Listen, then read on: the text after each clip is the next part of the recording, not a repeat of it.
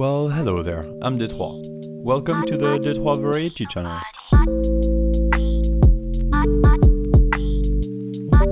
I put variety in the name of my YouTube channel instead of drawing because I want to explore more than just one form of art. I'm talking about writing, sculpting, animations.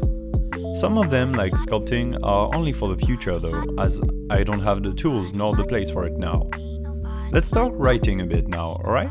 I've been writing a lot for a while, and my biggest project is definitely Universal Knowledge of the Dao.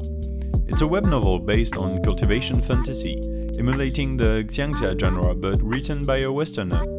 If you have no idea what I'm talking about, I recommend you watch this video at the top right corner. And if you want to listen to an audio version of the first chapter of my novel, you can also find it at the top right corner.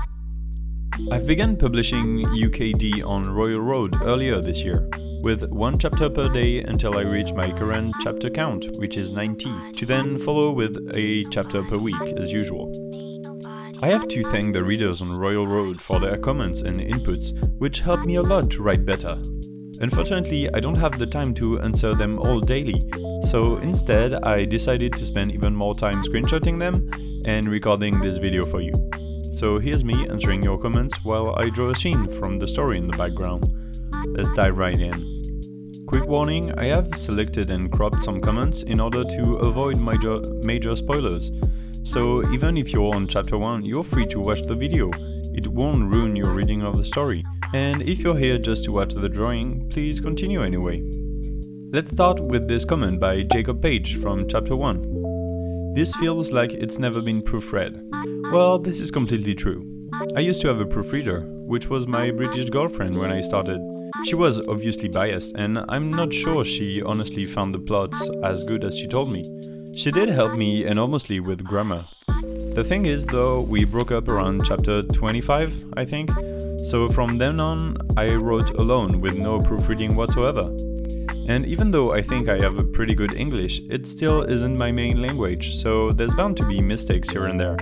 Sorry about that. Honestly, the whole final scene feels super rushed, like the author couldn't be bothered to write it out properly or didn't know how. So, Universal Knowledge of the Dao is a huge project for me, but it's the first story I've ever written in English. To start with something that big was probably a bit too ambitious, but I'm already there, I can't go back now. So the thing is that I am by no means a professional writer. I basically started my writing journey with this chapter. I also evolved my writing style quite a lot since I started years ago. So what I'm saying is that yes, things I wrote are definitely very awkward, especially in the beginning of the story. Next up is Shoeless Me's comment, also from chapter 1. Your writing is very blocky right now. Hopefully, with experience, this will get better, but mostly you might want to read it out loud to yourself. And also, whenever you can, I would request you come back and clean up the wording in your earlier chapters. Again, with the awkwardness, I believe this is mostly due to being from the beginning stages of my writing experience. Reading things out loud is actually a really good tip that I have since then implemented in my writing process. Stuff has to sound good, so if it doesn't feel right in your ear, rewrite it. About coming back and cleaning the chapters, getting rid of mistakes, I do agree, I should absolutely do that. However, I would have liked to read that comment 2 years ago. Now that I'm basically 1,000 pages in the book, there is no way I'm gonna be able to do that.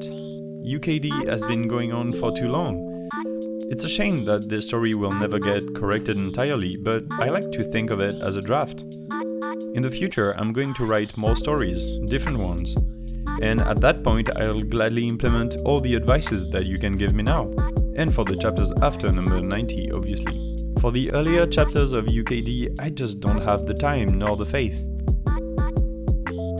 EOS 13 on chapter 24 says, please avoid fourth wall breaking Chinese idioms. They're not good in translated novels and even worse in original English. Now, this is really important. Nobody should do what I did there. In this chapter, I believe I wrote, all of this takes some time to describe. I can reassure you, I did things like that only once or twice in the entire story. At first, I thought it was a nice touch, and also a staple of the xiangxia genre, but it's not, and as EOS 13 pointed out, it just takes the reader out of the story. For all of these comments, I'm not going to answer these in video. These comments are just simple mistakes and typos, but I want to acknowledge Toot Puppy, who provides me every day with a list of things I spelled wrong. I actually learn a lot with their comments, so thanks. Toot Puppy again on chapter 13. I am going to be very nervous about this story until she makes some progress at all. Don't want her to be a dud. The story has a very slow beginning. I needed time to find a good rhythm and plan it the way I wanted. Even now, I don't like to rush stuff. Some of these sub-arcs are really long and maybe slow, but I feel like that's also my kind of writing, you know? When I read Xiangxia, I really like when the story is deep rather than just efficient. I want to know every character, see every place. But in turn, this does play a big part in the whole story's speed. Sometimes you have to be patient.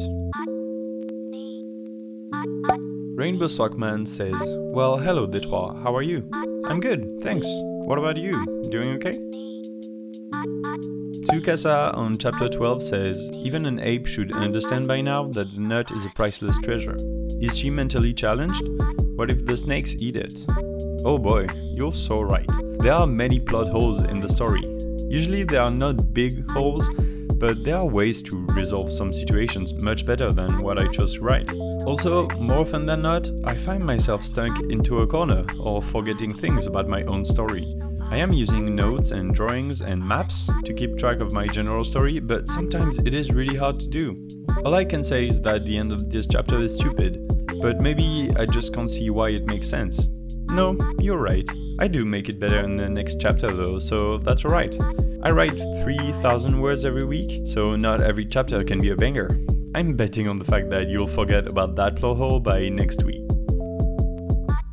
This also goes for this comment. She can always sell another 100 flowers. Yes, she can, but I did not think about that. Cannelin on chapter 15 says, "Kinda cringe at the selling scene. Hope this doesn't go idiot protagonist." I can reassure you, Sumi is not dumb at all. All of the dumbness she can show comes from the fact that she is new to this world and probably not accustomed to it yet. And like the previous few comments, I do be a big dum-dum sometimes. To finish it off, here's Kratom 3's comment from chapters 1 through 30. "Thanks for the chapter." You're welcome. It's my pleasure to write for you all. Please, by all means, keep enjoying my story, everyone. Also, keep the comments coming. I read them all, even though I don't answer everything. That applies to RoyalRoad, but also YouTube, by the way. Despite all the seemingly negative stuff I just read for a few minutes, I know that it is constructive criticism. And I know a majority of you enjoy universal knowledge of the DAO. You are already more than 80 to read it daily, and I really appreciate that. Thank you, everyone. And that is it for the comments. I hope I answered your questions. I also hope you enjoyed the drawing. If you've read UKD, you probably know what it represents. It's my main character Sumi about to take a bath in a pond with the little nut. That is all for today. I hope you have a nice week, and I'll see you Sunday. Bye!